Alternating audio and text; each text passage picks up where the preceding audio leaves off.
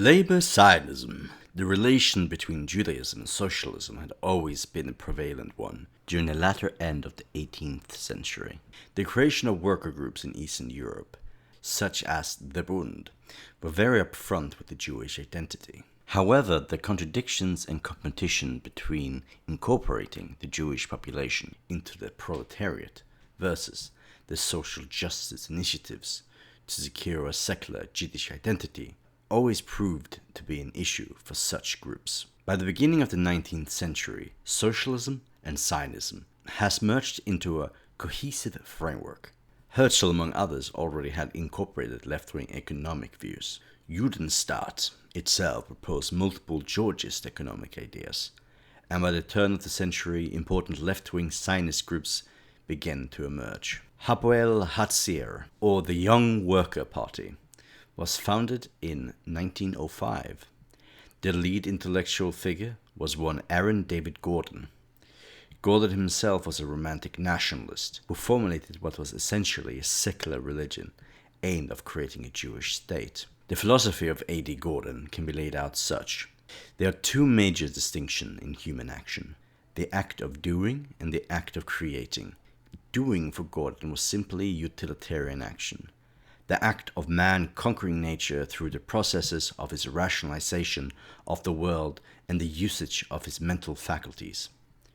Doing was simply the act of meeting direct economic needs. Creating, on the other hand, was the merging of man with nature. Creating for Gordon had allowed man to experience the world, which overcomes Kantian rationalism, creating forms of higher consciousness. For Gordon, nationalism was purely creative action, which allowed men to escape out of the economic individualism he was stuck in and to become a people man. The Jews, ever since the loss of Israel for Gordon, forced them away from their relation to the land and creating, and being forced into working economic jobs like money counting, which made the Jews lose that national consciousness. Only through the act of creating a Jewish state could the Jews return to the higher mode of thinking socially. The lessons from all of this is that from now on, our main ideal must be labor. Labor was our affection. It must now be our cure. We should put labor at the center of all aspirations. It should be the foundation of our edifice. If we make labor for its own sake an ideal, we could cure our affliction. We can make good our breakup with nature. Agrarianism would become the staple feature of Zionist labor movements in the 19th century onwards. Another major labor Zionist organization that arose around the 20th century was Poalei Zion, Workers of Zion. The founding father, Borochov. He was a seminal figure in the socialist Zionist circles, disillusioned with the Social Democratic Party in Russia.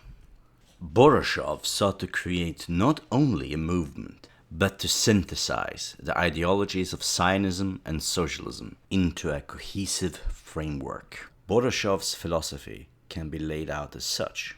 The revolution of the proletariat requires, as such, a society in which functioned as a pyramid, with the minority bourgeoisie at the top and the majority proletariat at the bottom. Jews, however, as a diaspora, had the inverse situation. Most Jews found themselves in jobs such as shop owners or jobs relating to banking or financiering. Seldom at that time was there a large proportion of Jews in the working class or peasantry. As such, it's imperative for Jewish capitalists to forward the creation of a Jewish state, so that they could in turn create an industrial base that would foster the creation of a society that would undergo the Marxist framework of class struggle. Poalei Zion would have two major bases, one in Russia and one in Palestine. During the course of time and after the Russian Revolution, a wedge would divide both groups based between the two principles the groups are founded on.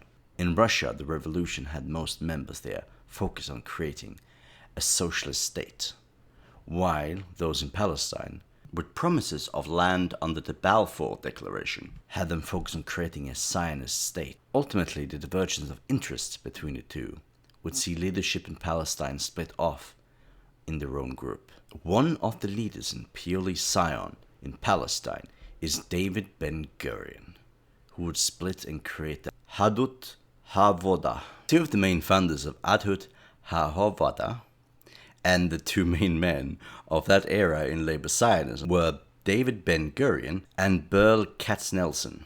Katznelson, much like his compatriots, was from the Russian Empire and in his early adulthood had moved to Palestine as part of the movement to form and organize a state there.